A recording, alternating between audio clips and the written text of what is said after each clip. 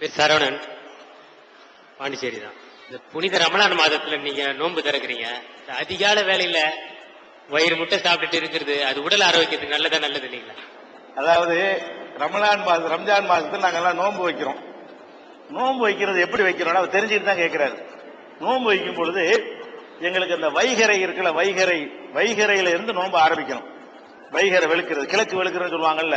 அதாவது கிழக்க சூரியன் உதிக்குது. உதிக்கிறதுக்கு ஒரு 80 நிமிஷத்துக்கு முன்னாடியே அந்த வெளிச்சம் தெரிய ஆரம்பிச்சிடும்.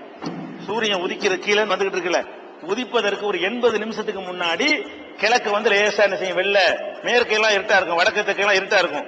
கிழக்கு மட்டும் லேசா வெளிச்சம் தெரியும். கிழக்கு வெளுத்ததடிலாம் படிக்கிறான்ல பாட்டாதான். கிழக்கு வெளுக்குதுன்னா விடிய போகுது அர்த்தம். அப்ப கிழக்க வெளிச்சம் வந்ததுல இருந்து நாங்க சாப்பிடக்கூடாது.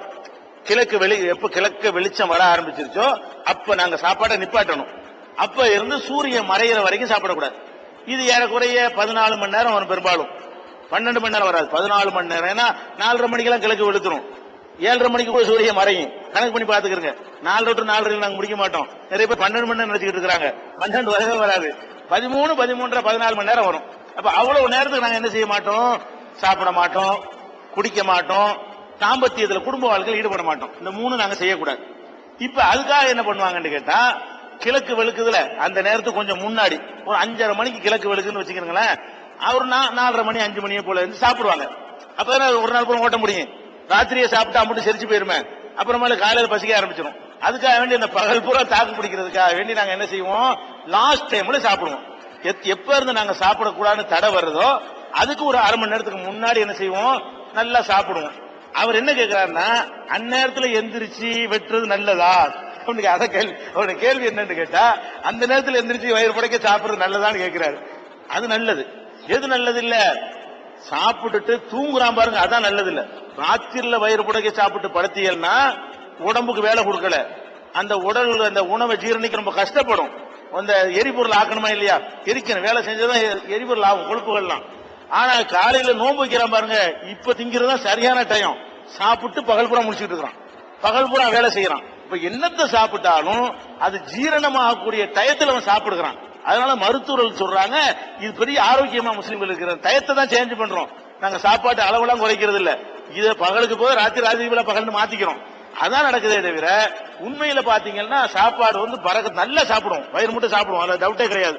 ஆனா என்ன சாப்பிட்டாலும் 14 மணி நேரம் அது ஓடணுமா இல்லையா? 14 மணி நேரம் நாங்க வேலையில் இருக்கிறோம். கடைக்கு போறோம், வியாபாரத்துக்கு போறோம், உழைக்கிறோம். அப்ப எல்லாமே வேலை செஞ்சுட்டு இருக்கக்கூடிய நேரத்துல எரிபொருளாக அந்த உணவுகள் எல்லாம் என்ன செய்யறது, எரிக்கப்பட்ட காரணத்தினால 3 மணிக்கு எங்களுக்கு பசிக்க ஆரம்பிச்சிருமே.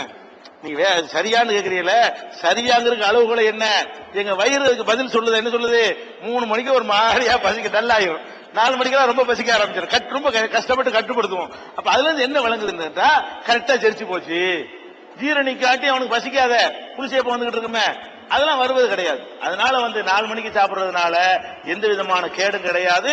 இன்னும் சொல்ல போனால் அதான் சரியான முறை. நம்ம சாப்பிடுற மெத்தேடே தப்பு.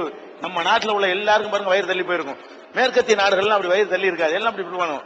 நம்ம நாட்டில் உள்ள ஆட்களுக்கும் என்ன செய்யுது, இந்த வயிறு தள்ளி போறதுக்கெல்லாம் காரணம் என்ன தெரியுமா, நம்முடைய இந்த 3 வேளை உணவுடைய டைப்பு தான் காரணம்.